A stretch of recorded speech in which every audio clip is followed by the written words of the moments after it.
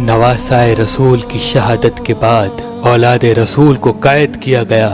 नबी की बेटियों को बेपर्दा करके कूफे और शाम की तरफ ले जाया गया। आगे आगे फौजे यजीद नाचती हुई जा रही है और पीछे पीछे रसूल अल्लाह की बेटियां नवासियां कैद होके बेवारिस व मददगार होके चल रही हैं। फौजे यजीद के हाथ में तमाम शहीदों के कटे हुए सर थे और वहाँ बगैर सर के जमीन करबला पे लाश बिखरे हुए थे। तारीख ने कह दिया कि बगैर कफन और दफन के 3 दिन तक रसूल अल्लाह के खानदान की लाशें जमीन करबला पे बिखरी हुई थी। बस 13 मुहर्रम 61 हिजरी को जब आसपास के लोगों ने ये मालूम किया कि फौज का पहरा कम हो गया है, चलो नहर फरात से पानी भर के आते हैं। बनी असद की कुछ औरतें जब नहर फरात से पानी भरने लगी तो देखा करबला की जमीन पे लाशें बिखरी हुई हैं। कहीं किसी का बाजू, कहीं किसी का जिस्म। उन्होंने जब इस आलम को देखा तो रोते रोते अपने मर्दों के पास गई और कहने लगी, ऐ रसूल अल्लाह का कलमा पढ़ने वालों, इस जमीन करबला पे रसूल अल्लाह का खानदान था। शायद यजीद की फौज ने उनको कत्ल कर दिया। उनकी लाशें बिखरी हुई हैं, उनके खयाम जले हुए हैं। आओ उन गरीबों को तदफीन करते हैं। उन मर्दों ने कहा, क्या पागल हो गई हो क्या? यजीद ने कत्ल किया है। अगर हम इनको तदफीन करेंगे तो ऐसा ना हो कि यजीद हमारा भी दुश्मन बन जाए। छोड़ दो, कोई न कोई आएगा तदफीन कर देगा। उन औरतों ने कहा, ताजुब है कि तुम अपने आप को मुसलमान कहलाते हो, रसूल अल्लाह का कलमा पढ़ते हो और उनके नवासे बेटों के लिए ये मवद्दत रखते हो।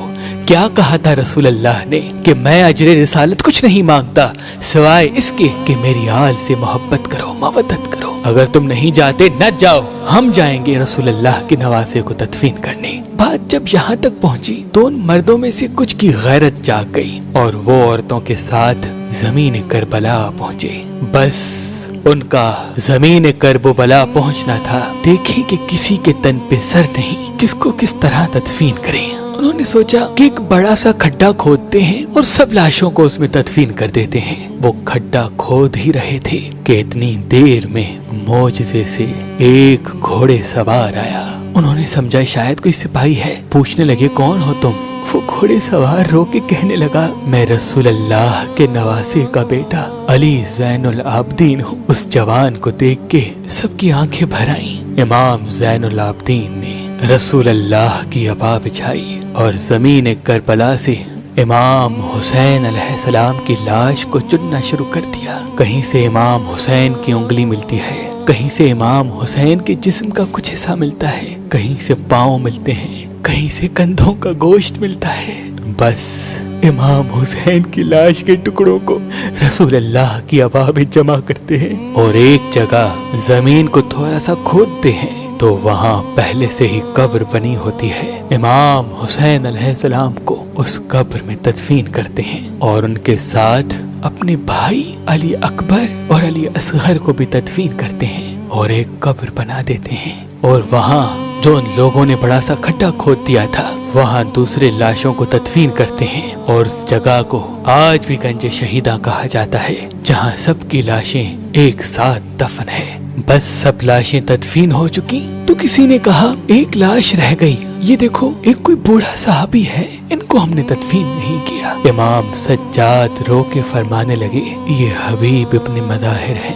अल्लाह ये चाहता है कि इसकी लाश ऐसी जगह दफन हो जहाँ जब भी कोई इमाम हुसैन के पास आए तो इनको सलाम करके आए। फिर आपने जनाब हबीब को तदफीन किया। सब जाने लगे तो इमाम सज्जाद ने कहा, रुको, एक लाश रह गई। लोगों ने कहा, अभी तो कुछ नजर नहीं आता। इमाम सज्जाद ने फरमाया, आओ नहर फरात की तरफ। जैसे ही जाने लगे एक बाजू नजर आया और थोड़ा आगे बढ़े दूसरा बाजू नजर आया। बस थोड़ा आगे ही चलना था तो जनाब अबुल फजल अब्बास सलमदार की लाश नजर आई। जनाब गाजी अब्बास को उसी जगह तदफीन कर दिया जहाँ वो घोड़े की जीन से जमीन पे आए। आज भी कब्र अब्बास और कब्र हुसैन एक दूसरे के आमने सामने हैं। सलाम हो रसूल अल्लाह के कुनबे पर, सलाम हो रसूल अल्लाह के फर्जंद पर, सलाम हो उन गरीबों पर जिनकी लाश 3 दिन तक बेगौर कफन रही।